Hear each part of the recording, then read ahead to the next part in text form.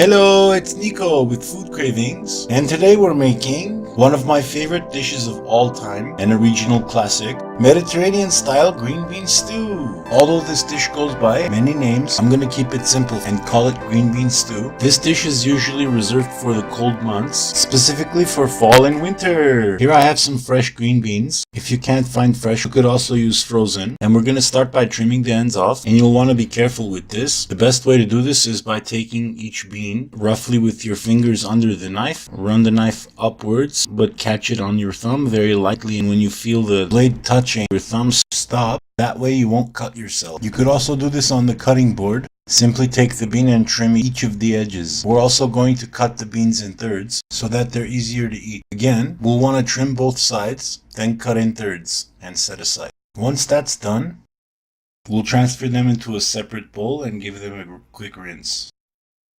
With the beans rinsed, it was time to work on our onions.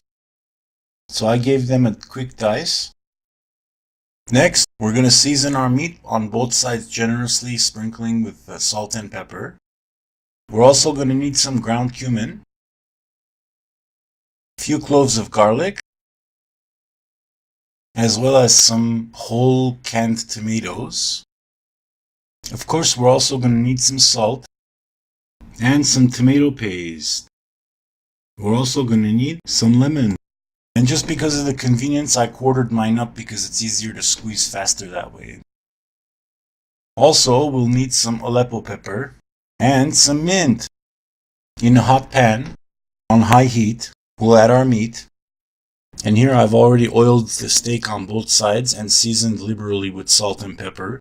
And I'm going to let that do its thing. And I decided to give it a quick tap, just to make sure that all the oil was equally distributed, before I hit it with some Aleppo pepper. And it was time to flip it over. Here I went for some grill marks. Sure, you could go ahead and cube the meat and saute it in the pot directly, but in doing this step, I think it gives it a better caramelization on both sides, allowing it to develop a better fond. And of course, you know that equals flavor, so why not? But because I've already tried that method, I found that this works best. So I flipped it on the other side. Now I'm going to let that grill for a little bit. Next I'm going to go ahead and take my grill guard and place it onto the burner, then placing onto that the pot itself. And while that's going, we've taken out our meat to rest just a little bit before going ahead and cutting it into chunks. Now that we've cut that into chunks, we're going to go ahead and add that to the pot. As you can see, I didn't cook them all the way through. I just wanted to make sure that they seared on the top to make sure it gets caramelized really well. Hit it with some salt. And then we're going to saute the onions. And we don't want to brown them. Here I'm just going to quickly give it a stir. Up close you could see it's just barely getting translucent. That's what we're looking for. Next we're going to add our meat to the pot. The cubes along with the meat juices from every last drop. And we're going to go ahead and saute that, making sure the meat has browned evenly on all sides. Once the onions and the meat have sauteed nicely, we're going to go ahead and add our bay leaf, a little bit of paprika as well, and continue sauteing, making sure that it doesn't develop a crust underneath. Next we'll add in our whole tomatoes, and no, you can't use fresh ones for this, it just won't work the same. And now I'm going to make it rain with some lemon juice. Next I was preparing the garlic, inserting each clove inside to give them a good psycho crashu. And again with a good crashu. All the garlic came out, at which point in time I kept crushing some more.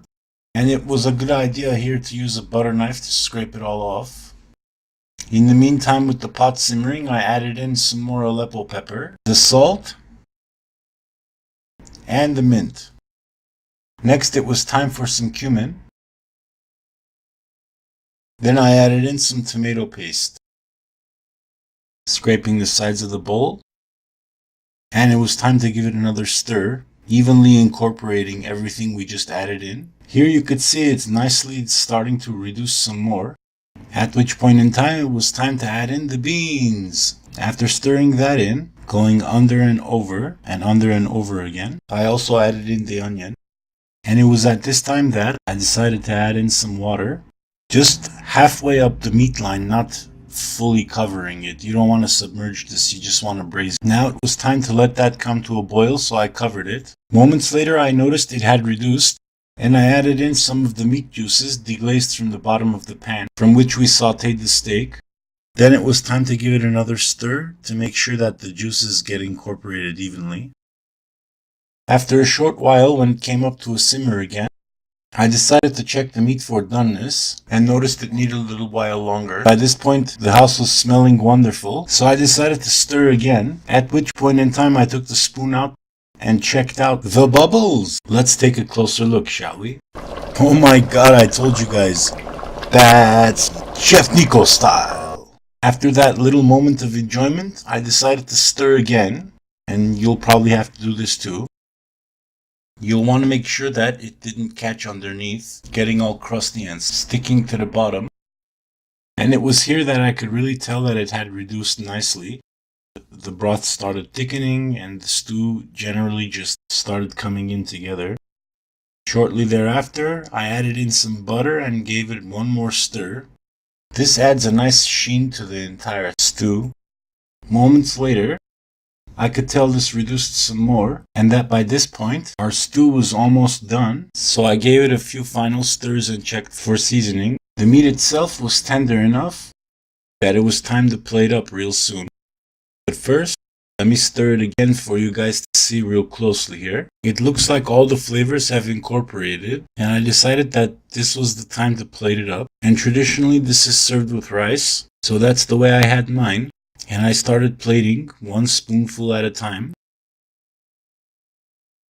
making sure it was piled on neatly, because I still had to take photos, and we didn't want to create a mess. And it was at this point that I decided it needed a garnish, so I dropped the parsley. This came out so good that I decided it was the perfect time to go in for a taste.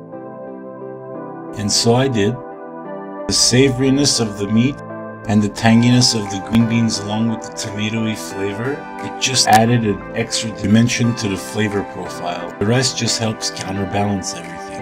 Man, was this good.